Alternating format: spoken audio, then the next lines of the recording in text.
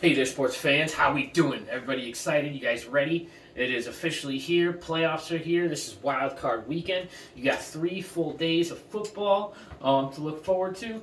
We have Saturday, Sunday, and a Monday night game. I love that they're stretching them out this way, giving us a whole weekend to look forward to and celebrate. What I'm going to do, I'll go over the playoff pictures for you for both AFC and NFC, and then we'll go over the matchups here, see how things are looking, and see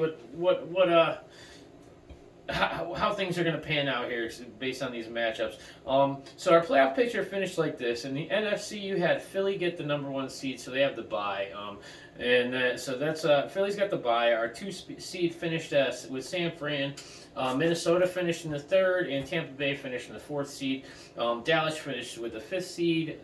Giants are 6th, and Seattle fought their way into contention and took the 7th seed.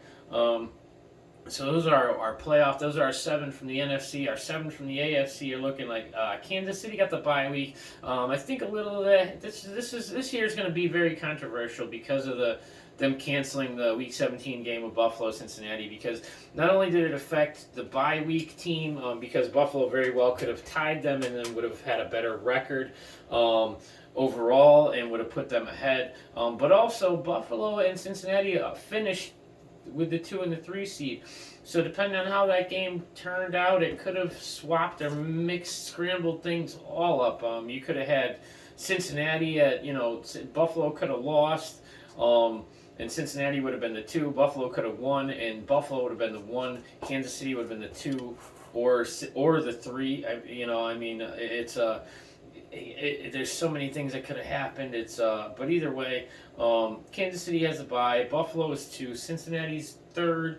4th spot went to the Jags, who fought their way in over Tennessee. 5th spot is the Chargers. Baltimore is 6th, and then Miami is 7th.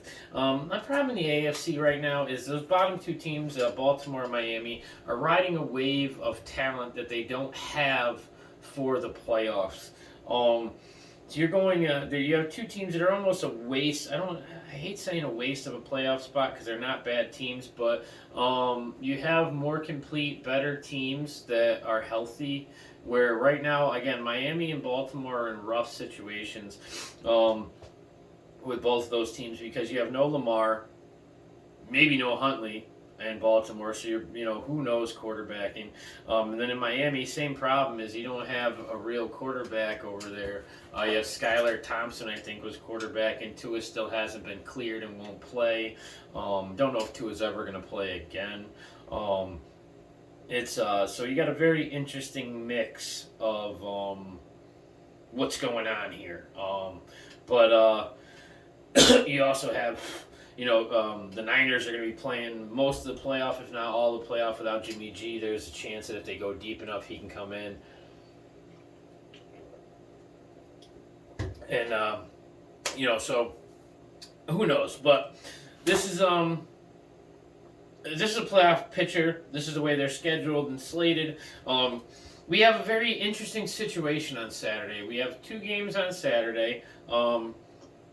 You have your 4:30 game, which is Seattle and San Francisco, and then you have your 8:15 game, which is the Chargers and the Jags. And I'll get back to them individually in a moment, but I do want to point out that we have a situation here that I don't know we've seen in a very long time. You have all 4 starting quarterbacks in this game is their first playoff game. This is Justin Herbert's 3rd season. This is his first trip to the playoffs. They got snubbed last year at the end of the season, and they got bumped out. Obviously, Trevor Lawrence, this is only his 2nd season, and he's playing.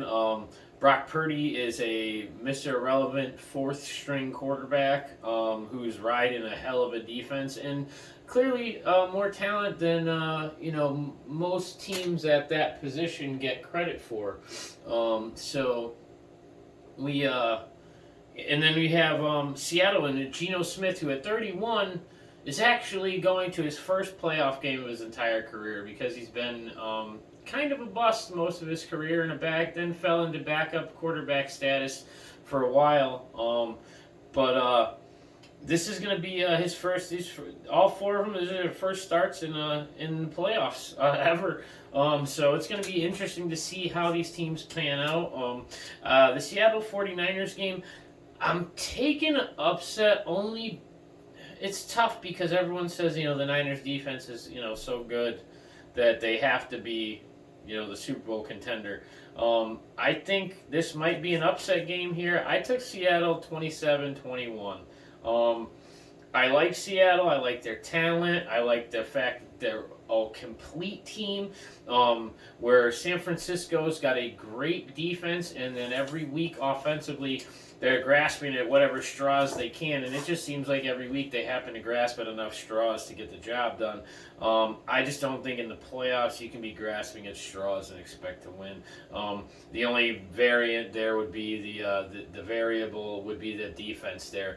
San Francisco's defense can beat Seattle, but I think Seattle's offense can beat San Francisco's defense. I like what Geno's done all year. I expect him to come out and keep doing it. They are healthy. Everybody's back. They have all their starters, and it's not that way on San Fran's side of the ball. So we'll see what happens going forward. It's going to be a great game. Can't wait to see what happens. Do hope to see Seattle take the lead, take the win on this one. But our 8 o'clock game is the Chargers and the Jags. And this is a team that I think you have a team that's been waiting all year to be healthy, and now they're finally healthy and they're playing good football. The Chargers, they hadn't had both their receivers in more than 3 games all season. And they're finally back. They're healthy. Keenan Allen missed most of the year. It was, where the Jags, I think, are a great team of the future. I think once you add Calvin Ridley next year, get them some backup in running game, through the draft, and maybe add a few defensive, notably high-end defense players, they're going to be a team that's going to be so fun to watch / dangerous to play against. But I like what Herbert. This is going to be a great young battle you're going to get to see for a couple of. These guys are going to be going toe to toe for a while in the NFL. I really like Herbert. I love that he's got this chance to go out and win. I'm pulling for them. But this is a game I really think is probably one of the most evenly matchup games of the entire playoffs as far as balance goes. I think either team could win this one. I think I'm pulling for the Chargers. I took Chargers 21-17 in this one. But who knows? Again, I'm not going to be mad if Jacksonville wins, because Jacksonville, again, is a team that's shown that they deserve to be where they're at based on where they've come from and what they've had to do to get here. So, congrats with those guys. I hope we'll see what happens if they can pull it out. Our Sunday slate is our first games. Our early game is going to be Miami versus Buffalo. Unfortunately, again with no Tua there, and you got no Tua. You're in a situation where Buffalo's fairly healthy, with the exception of a few guys that on defense that weren't going to be there anyway, and you knew that. I think we're going to be in a situation where I think Von Miller, they're expecting him to be back healthy soon, if not for this game. Miami without Tua is just, again, you might have Bridgewater, you might not. If not, you're starting Skylar Thompson. And the rest of the pieces don't work as well over there without Tua there. So I just don't see this being much of a game. Unfortunately, I feel like this is going to be like more one of those landslide games. I took Buffalo in this one, 31-14, and it would honestly surprise me if it was even that close. I think it's Buffalo. They know Buffalo's. All season I've said is probably the most Super Bowl ready team out of all of the teams. There's a couple of them that are there. I think Buffalo's the most, and I think they know it's time to turn it up. And I can only imagine what Buffalo's going to be like to deal with it once they decide to turn it up. Next game, the 4:30 game, is the Giants in Minnesota. I expect Minnesota to take this one. it's funny because everyone says they had such a roller coaster season. They really didn't. They won consistently all year. Um, they won some close games. They let some guys stick around in games, but they also made a good trade for T.J. Hawkinson, and mid-season that helped. Their passing game. You're going to see Jefferson coming off a couple weeks rest, pretty much. He's been phoning it in. So this team's going to come back. They're coming in. They're coming out healthy. They're coming out dangerous. And Kirk Cousins is more than good enough as far as a game managing quarterback to be able to lead this team as far as he can, as far as they can go. And I don't think the Giants are going to be the team to stop them again. I took Minnesota 24-16 in this one. On the other side, Danny Dimes, he's athletic. He's him and Saquon, his resurgence, healthy, has given the Giants something to build off of, something to build around, something to be excited about. And if they can get a receiving core over there, the Giants can definitely be a team that I don't want to say dodged a rebuild, but I know they didn't pick up the 5th year on Daniel Jones, so they're going to have to decide what they're going to do with him next year. But he's a quarterback that could be moving next year, and maybe not. He might be playing for his job this playoffs. Who knows? I don't know. This might be the last time you see him in a Giants uniform.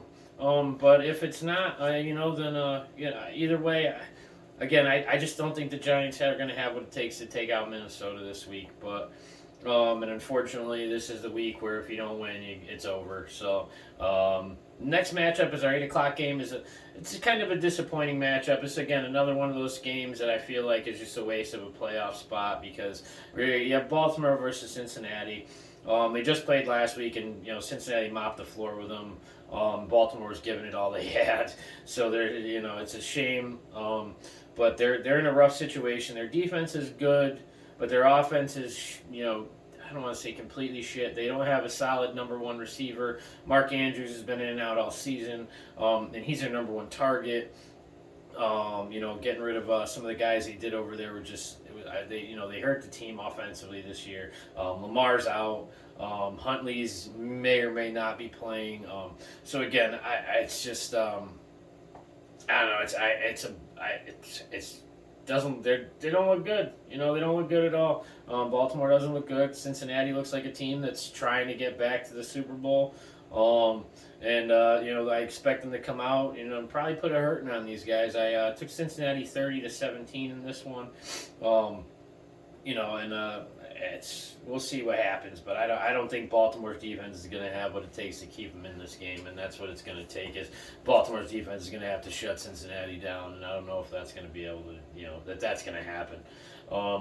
Our Monday night game, our final wild card matchup game is the Monday 8 o'clock game is Dallas versus Tampa Bay in Tampa Bay. I don't know what to expect here. I took Tampa Bay because I'm a football fan for a long time, and one thing I've learned over the last 20 years of watching football, I've watched it for a lot longer than that, but there's an important lesson I've learned over the last 20 years, and it's don't bet against Tom Brady, especially in the playoffs. Tom Brady just came off one of his best statistical seasons of his career. People can say what they want. The guy still threw for 4,700 yards. And if he had thrown 10 more touchdowns, we'd be talking about one of the best seasons of his entire career. He didn't get the end zone a lot, but he broke records, set milestones, and the guys he came back with unfinished business. I don't want to be the guy in the way of his unfinished business. I think it's a rough break for Dallas. You have a situation where you have Dan Quinn play. Dan Quinn's playing against Tom Brady again. Last time it didn't go well when he was coaching in Atlanta and Tom Brady was in New England. Unfortunately, Dan Quinn does not have Tom Brady's number. He's has not won against Tom Brady in his career as a coach, defensively or as a head coach. And I don't think, unfortunately, that's going to change this week either. I think Tom Brady's been waiting. This team's finally looking healthy. I feel like they kind of they phoned it in towards the end in a soft division where there was no need to go out there and let them bang their guys up and get them hurt, during the regular season. I think it's going to be, I mean, Dallas did add a few pieces. I know they brought in Ty, a couple weeks ago. There's a few additions. I think Pollard should be back and healthy. Everybody should be in good shape. Dallas could win this one. Dallas could also, they could definitely. They're going to put up a fight. Dak is a little more is a little more turnover prone than Brady is, and I think it's one of those things where. Again, I don't want to be on the other side of this guy on the field in January or February. Period. I don't give a shit if it's the last week of the season, the first week of playoffs. I don't want to be. I don't know if at 50 I'm gonna want to be on the field against this guy. I don't know. But either way, Tampa Bay I think is going to take this one. So I have Seattle. I have the Chargers. I have Buffalo, Minnesota, Cincinnati, and Tampa Bay this week. Hopefully we get to see some great football this weekend, and we'll see you guys on Tuesday for our weekend wildcard playoff recap. Have a good one. Thanks for tuning in. Everybody, let's enjoy some football.